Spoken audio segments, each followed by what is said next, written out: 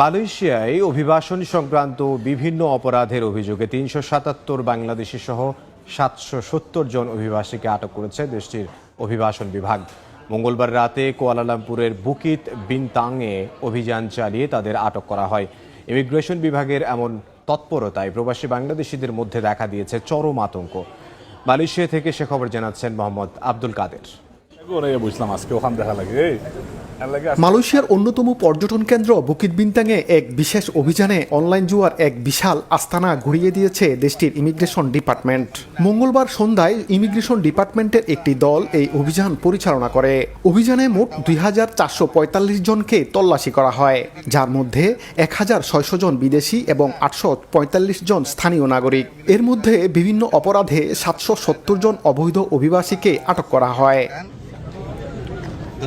দেশটির এনফোর্সমেন্ট ডিভিশনের পরিচালক বাসরি ওসমান জানান, জনসাধারণের অভিযোগ ও গোয়েন্দা তথ্যের ভিত্তিতে এই অভিযান চালানো হয়। অভিযান চলাকালে অবৈধ অভিবাসীরা আটক এড়াতে নানা কৌশল অবলম্বন করে।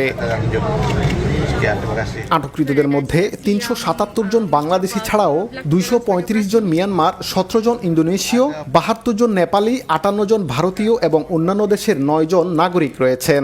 তাদের বিরুদ্ধে বৈধ কাগজপত্র না থাকা, ভিসার মেয়াদ উত্তীর্ণ হওয়া এবং ইমিগ্রেশন আইন লঙ্ঘনের অভিযোগ আনা হয়েছে। বর্তমানে প্রবাসীরা মালয়েশিয়াতে খুবই আতঙ্কের মধ্যে আছে, যাকে যেখানে যেভাবে পাচ্ছে দূরে নিয়ে যাচ্ছে, বৈধ অবৈধ কোনো কিছুই দেখতেছে না। আটককৃতদের প্রাথমিক যাচাই বাছাইয়ের পর পুত্রজায়ার ইমিগ্রেশন অফিসে নিয়ে যাওয়া হয়েছে। এরপর তাদের বেরানাং এবং লেগ্যাং ডিটেনশন ডিপোতে রাখা হবে। মালয়েশিয়ায় অবৈধ অভিবাসী বিরোধী অভিযান জোরদার হওয়ার পর থেকেই প্রবাসীদের মধ্যে এক ধরনের আতঙ্ক ছড়িয়ে পড়েছে। বুকিত বিনতাংয়ে অবৈধ অভিবাসীদের আটকের ঘটনায় সেই আতঙ্ককে আরও বাড়িয়ে দিয়েছে। এদিকে মালয়েশিয়ার ইমিগ্রেশন বিভাগ বলছে, এ ধরনের অভিযান নিয়মিত চলবে এবং কোনো ধরনের ছাড় দেওয়া হবে না।